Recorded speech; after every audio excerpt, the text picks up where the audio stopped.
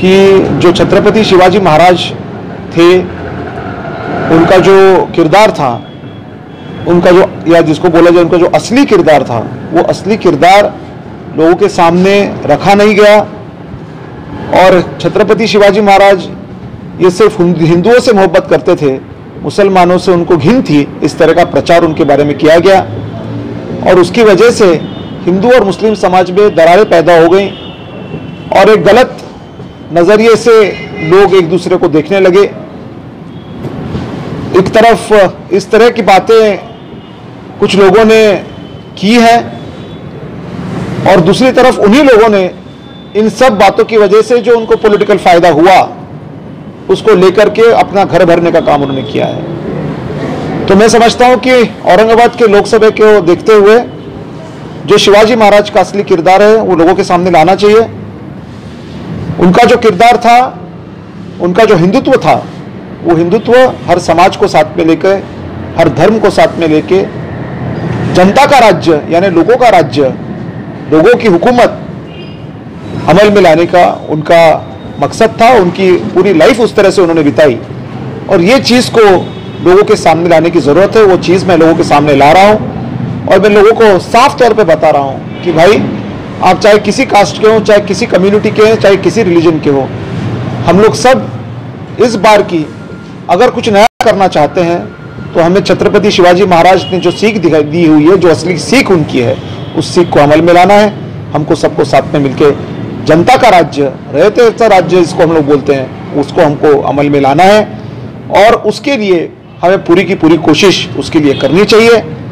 जो लोग छत्रपति शिवाजी महाराज को गलत नज़रिए में जिन्होंने आज तक पेश किया, अलग तरीके से पेश किया, उन लोगों ने न केवल शिवाजी महाराज को बदनाम किया मगर उन्होंने एक बहुत बड़ी समाज के लिए जो बहुत बड़ी जिसको कहेंगे कि एक तरह से बहुत बड़ी दुर्घटना उन्होंने इस पूरे औरंगाबाद ज़िले के अंदर, महाराष्ट्र के अंदर एक करके रखी हुई है।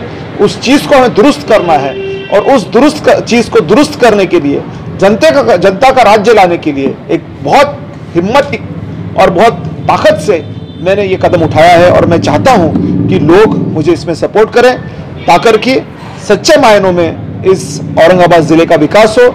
इस औरंगाबाद ज़िले में हर समाज के आदमी को, हर धर्म के आदमी को न्याय मिले और ऐसा कभी भी ना हो कि कोई खासदार या कोई आमदार या कोई जिला परिषद मेंबर या कोई नगर सेवक या कोई मेयर इस तरह से बात करे कि मैं सिर्फ एक ही कौम का आमदार हूं या खासदार हूं या जिला परिषद मेंबर हूं।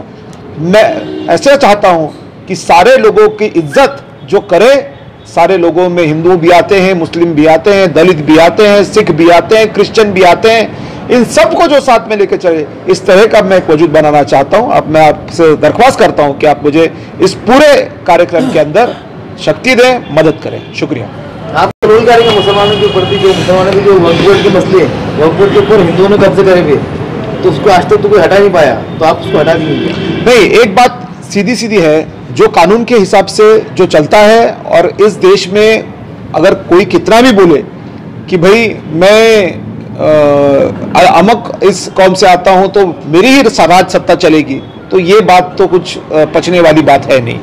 इस पे सीधी सीधी एक बात है कि हमारे इस देश के अंदर मतलब पूरी तरह से एक संविधान मौजूद है जो डॉक्टर बाबा साहब अम्बेडकर ने लिखा हुआ है और उस संविधान के तहत जो भी चीज़ें, कानूनी चीज़ें जो भी चीज़ें हैं, उस चीज़ को अमल में आने के लिए कोई रोक नहीं सकता है। जो भी चीज़ कानूनी तौर पे करेक्ट है वो करेक्ट है, चाहे वो किसी रिलीजन के साथ में हो, चाहे किसी रिलीजन के अगेंस्ट में हो। तो आप उसके ऊपर क्या करेंगे?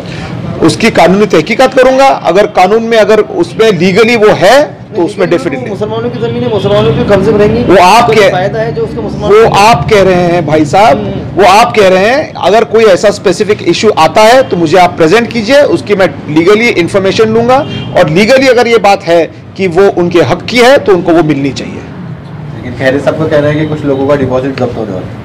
खैरे साहब बड़े आदमी हैं, वो कुछ भी कह सकते हैं, तो उनके बारे में मैं क्या कहूँ। अब खैरे साहब तो वही उम्र भी ज़्यादा हो गई है, तो कभी कभी आदमी जब ज़्यादा बुजुर्ग हो जाता है तो छोटे बच्चों की जैसे बात करता है। आप अपक्ष रहेंगे? मैं शिव स्वराज्य बहुजन पक्ष, इस पार्टी से मैं खड़ा रहूंगा। मेरी पार्टी है, मेरी पार्टी का रजिस्ट्रेशन का प्रोसीजर चल रहा है। बाय 15 जनवरी मेरे पार्टी का रजिस्ट्रेशन हो जाएगा।